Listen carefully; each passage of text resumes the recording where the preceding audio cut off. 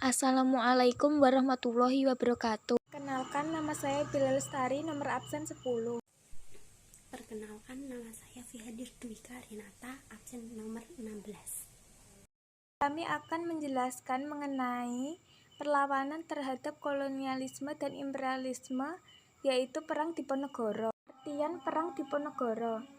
Perang Diponegoro, yang juga dikenal dengan sebutan Perang Jawa, adalah perang besar yang berlangsung selama 5 tahun pada tahun 1825 sampai 1830 di Pulau Jawa, tepatnya di Yogyakarta. Perang ini merupakan salah satu pertempuran terbesar yang pernah dialami oleh Belanda selama masa pendudukannya di Nusantara. Melibatkan pasukan Belanda di bawah pimpinan Jenderal Hendrik Marcus de Hock yang berusaha meredam perlawanan penduduk Jawa di bawah pimpinan Pangeran Diponegoro. Latar belakang terjadinya Perang Diponegoro. Sebab umum. 1. Rakyat dibelit berbagai bentuk pajak dan pungutan. 2. Pihak Keraton Yogyakarta tidak berdaya menghadapi campur tangan politik pemerintah kolonial. 3. Pihak keraton hidup mewah dan tidak mempedulikan penderitaan rakyat. Bab khusus. 1. Pangeran Diponegoro tersingkir dari elit kekuasaan karena menolak berkompromi dengan pemerintah kolonial. Kemudian, Pangeran Diponegoro memilih mengasingkan diri ke Tegalrejo. 2. Pemerintah kolonial melakukan provokasi dengan membuat jalan yang menerobos makam leluhur Pangeran Diponegoro. Perang bermula pada 20 Juli 1825, di mana Belanda datang dan mengepung kediaman Pangeran Diponegoro di Tegalrejo. Pertempuran sengit antara pasukan Diponegoro dengan Belanda tidak terelakkan. Tegalrejo di bumi hanguskan. Kemudian Pangeran Diponegoro dan pengikutnya berhasil menyelamatkan diri ke daerah Selarong dan menyusun kekuatan. Dukungan kepada Pangeran Diponegoro datang dari mana-mana, sehingga pasukan Diponegoro semakin kuat. Dukungan datang dari Pangeran Mangkubumi, Sentot Alibasa Prawirodirjo, dan Kiai Mojo. Hanya dalam waktu 3 minggu setelah penyerbuan Tegalrejo, pasukan Diponegoro sudah bisa melakukan penyerangan dan berhasil menduduki Keraton Yogyakarta. Keberhasilan ini disusul dengan kemenangan di beberapa daerah pada tahun-tahun awal berkobarnya Perang Diponegoro. Pergerakan pun meluas ke daerah Banyumas, Kedu, Pekalongan, Semarang, dan Rembang. Kemudian ke arah timur mencapai Madiun, Magetan, Kediri, dan sekitarnya. Meluasnya gerakan perlawanan yang dicetuskan Pangeran Diponegoro disebut mampu menggerakkan kekuatan di seluruh Jawa. Selama perang, Pangeran Diponegoro menerapkan strategi perang gerilya dan perang atrisi atau penjemuan. Puncak perang. Pada puncak peperangan di tahun 1827, Belanda mendatangkan pasukan dari Sumatera Barat dan Sulawesi Selatan. Bagi Belanda, Perang Diponegoro adalah perang terbuka, dengan mengerahkan berbagai jenis pasukan mulai dari pasukan infanteri, kavaleri, dan artileri yang berlangsung dengan sengit.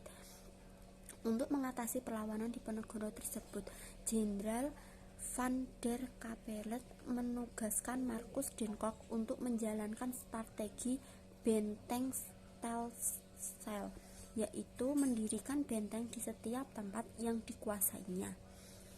Antara benteng yang satu dan yang lainnya dihubungkan dengan jalan untuk memudah komunikasi dari pergerakan pasukan. Taktik ini bertujuan mempersulit ruang gerak pasukan Diponegoro.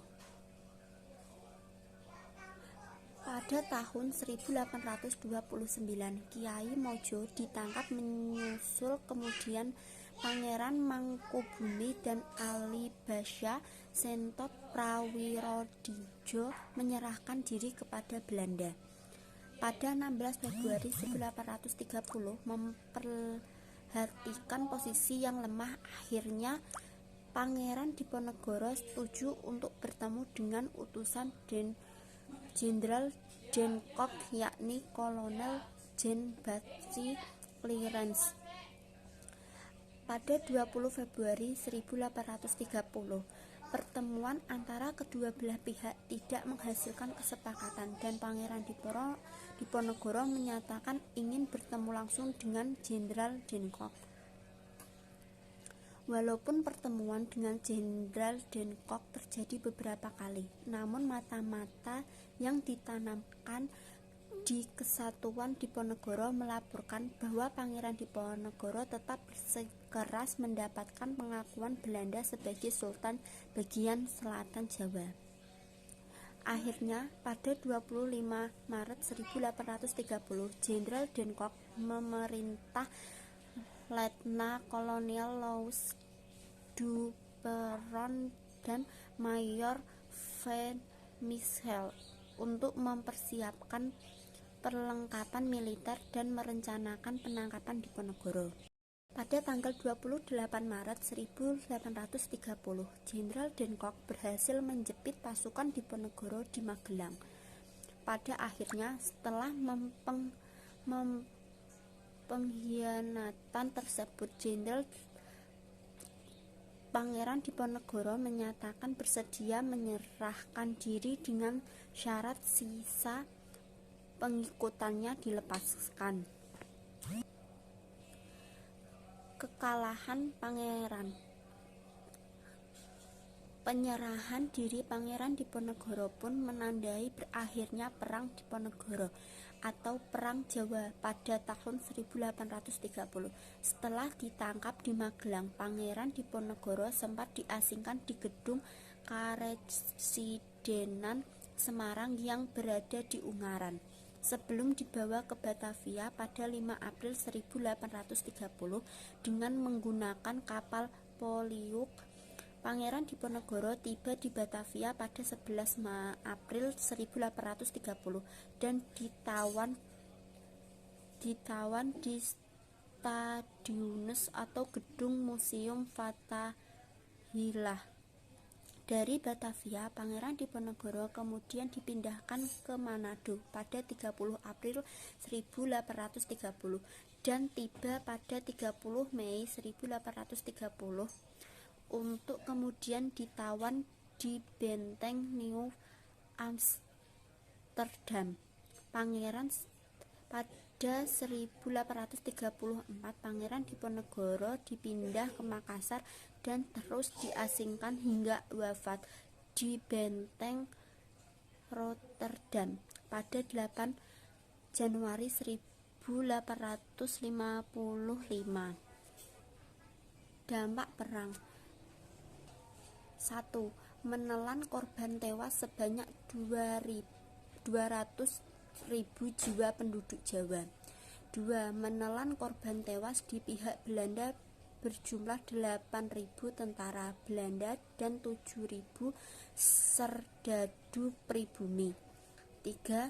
Kekalahan Pangeran Diponegoro menegaskan penguasaan Belanda atas Pulau Jawa. 4. Raja dan Bupati Jawa tunduk kepada Belanda. Sekian penjelasan dari kami, kurang lebihnya mohon maaf. Wassalamualaikum warahmatullahi wabarakatuh.